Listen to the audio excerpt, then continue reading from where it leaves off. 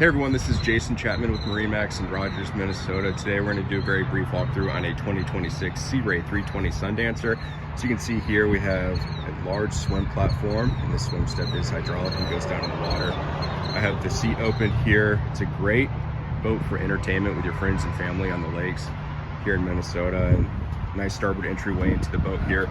This does have the MerCruiser twin 300s on it, AC, heat, our grill right here, nice bar setup as well, wraparound seating and tons of storage. Up here at the helm, we do have digital throttle and shift and joystick. This has the twin Simrad display screens.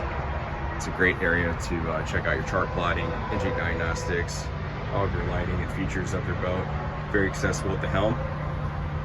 As we make our way to the bow, they've really done a nice job with Sea Ray making a lot of seating up here, so definitely enough for 3 passengers. We'll walk down to the cabin here as well.